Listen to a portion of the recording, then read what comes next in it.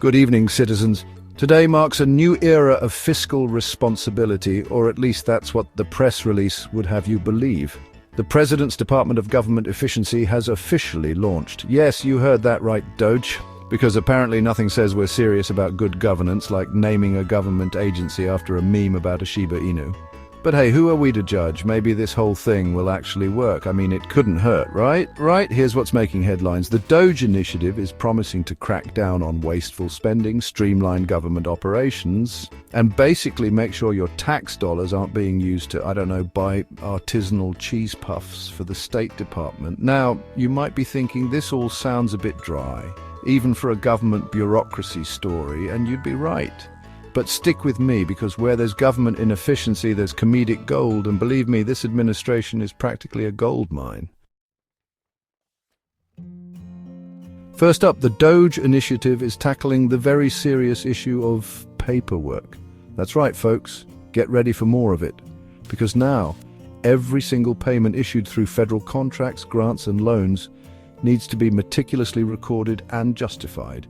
That means every time some government agency wants to, say, buy a stapler, they'll need to fill out enough forms to make a bureaucrat weep with joy. And if the approving employee doesn't submit a written justification, they risk a rapid review by the agency head, which, let's be honest, sounds about as appealing as a root canal performed by a badger. Now, on the surface, this might sound like a good idea. After all, who doesn't love accountability?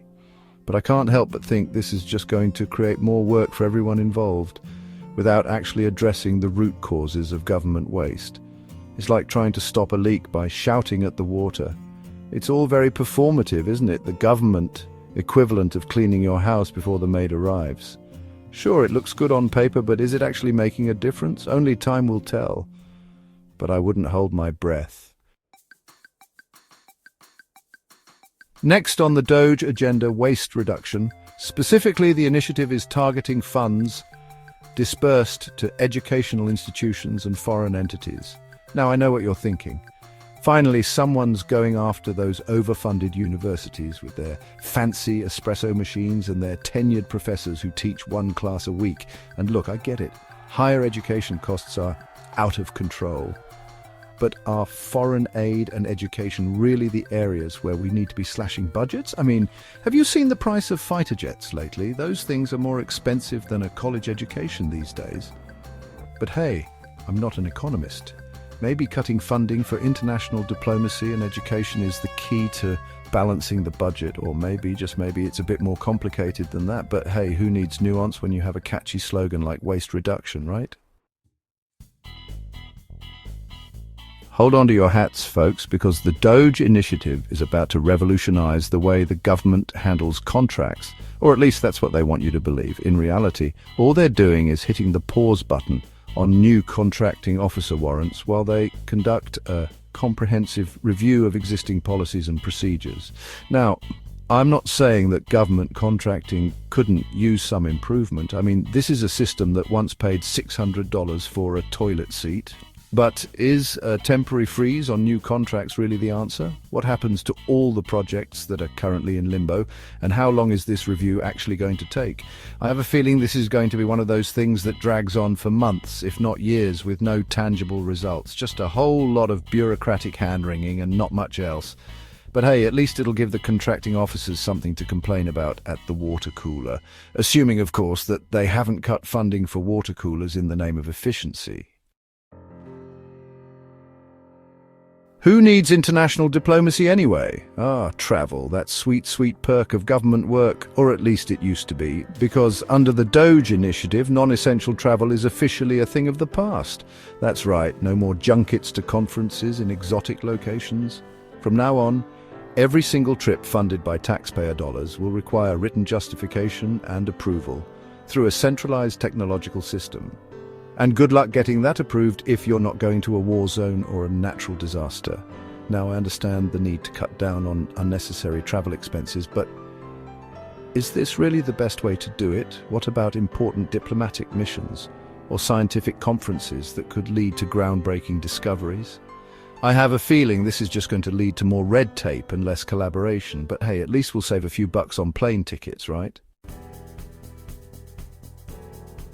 And nothing says fiscal responsibility like cutting off access to funds. The DOGE initiative is taking austerity measures to a whole new level by implementing a 30-day freeze on most agency-held credit cards. That's right, folks, the government is essentially putting itself on timeout. Now, I know what you're thinking. About time.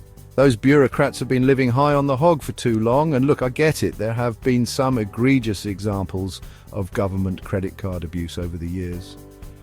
But is a blanket freeze really the answer? What happens in an emergency? What if a government agency needs to purchase supplies for a natural disaster? I have a feeling this is going to cause more problems than it solves. But hey, at least we can rest assured that no government employee will be using their agency credit card to buy a diamond-encrusted stapler anytime soon. Even the government has too much stuff. And finally, the DOGE initiative is tackling the issue of government waste by selling off government property. That's right, folks, get ready for a fire sale on everything from office buildings to military bases. Now, on the surface, this might sound like a good idea. After all, who doesn't love a good bargain? But I can't help but wonder what will happen to all the people who work in these buildings. Will they be forced to relocate?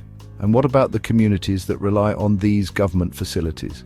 I have a feeling this is going to create more problems than it solves, but hey, at least we can all feel good about ourselves for a little while, knowing that the government is finally doing something about its spending problem, even if that something is just selling off the furniture. So there you have it, folks, the DOGE initiative in all its glory. Will it succeed in making the government more efficient? Only time will tell. But one thing's for sure, it's going to be an interesting ride. DOGE Team Leads will play a crucial role, assisting agency heads in implementing these changes and providing monthly reports to the administrator. But let's be real, this is just a fancy way of saying that they've created a whole new layer of bureaucracy to oversee the existing bureaucracy. The President's initiative aims to ensure government spending is transparent and that government employees are accountable to the American public. This order is to be implemented consistent with applicable law and subject to the availability of appropriations. Or in other words, don't expect any of this to actually change anything. Thanks for listening. Draco, DK News.